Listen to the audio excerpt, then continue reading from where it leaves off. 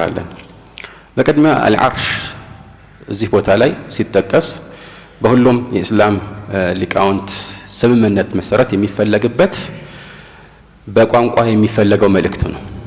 እሱም ሰሪሩል ሙልክ ማለትም ነገስታትና የበላይ የሆኑ አስተዳዳሪዎች የሚቀመጡበት የባለስልጣናት ቆጥ ወይም ሰሪር ነው። ልክ እንደ አልጋ ያለ ማለት ነው። ዙፋን ሊባልም ይችላል።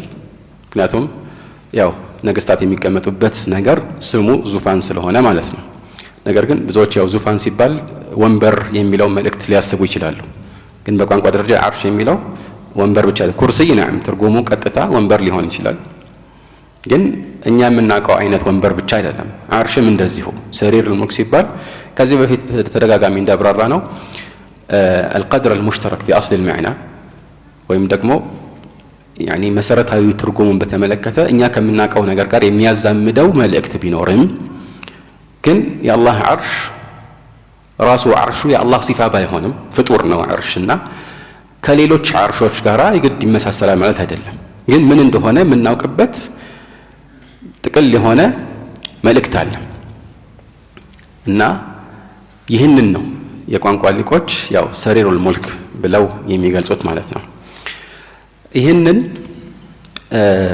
ለመቀበል ያልፈለጉ እና ይህንን ትርጉም በመቆልመም የአላህን ከአርሽ በላይ መሆንን ለማስተባበል የሚፈልጉ አንዳንድ እንደ ጀህሚያ ያሉ እጅግ የራቁ የኑፋቂ ቡድኖች አርሽ ማለት ኪናያ ዐኒል ሙልክ ራሱ እንዲህ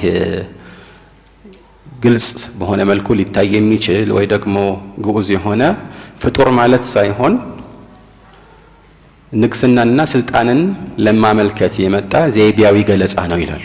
ስለዚህ ምን ማለት ነው? ሙልክ እነሱ ዘንድ ስልጣን ማለት ነው። እንዲህ አድርገው መዕነዊ በሆነ መልኩ ይፈስሩታል። ይሄ በሆነ አገባብ ላይ ቃሉ ራሱ የሚያመላክተው ሆኖ ሳይሆን የከሌ አርሹ ተወገደ ሲባል ስልጣኑ ተወገደ ለማለት ነው ሊባል ይችል ይሆናል። ግን ከዚህ በፊት ደጋግመን እንዳልነው በሆነ አገባብ ላይ ይሰራ እዚህ ላይ ይሰራል ማለት አይደለም። ደግሞም በቁርአንና በሐዲስ ስለ አርሽ የተነገሩ እውነታዎችን ስናስተውል በዚህ መልኩ ሊተረጎም በፍጹም እንደማይችል ያሳያሉ። ለምሳሌ መልእክተኛው አለይሂ ሰላቱ ወሰላም ከማ في الصحيح የቂያማ ቀን ሰዎች ራሳቸውን ስተው ከዛ መጀመሪያ የምነቃው እኔ ነኝ ይላሉ። ከዚያስ قال فإذا أنا بموسى وهو آخذ بقائمة من قوائم العرش قال فلا أدري أفاق قبلي أم جوزي بصعقة الطور لك سنكا مجمرونو موسى كعرش مقوميا እግሮች መካከል ባንዱ ላይ ተንጠልጥሎ አየዋለሁ አንዱን ይዞ አገኘዋለሁ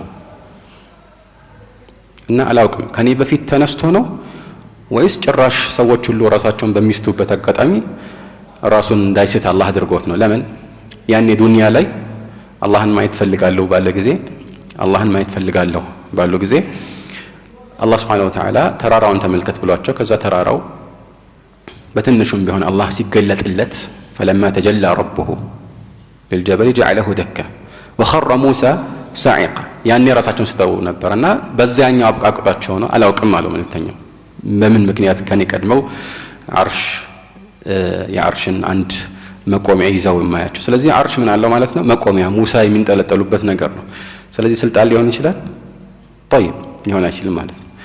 ሌላ ደግሞ ምሳሌ አላህ በቁርአኑ ላይ وكان عرشه على الماء ይላል። በተለያዩ ሐዲሶችም ላይ ተጠቅሷል። ስለዚህ የአላህ አርሽ በውሃ ላይ ነው ያለው። ስለዚህ የአላህ ስልጣን በውሃ ላይ ነው ያለው ማለት ነው።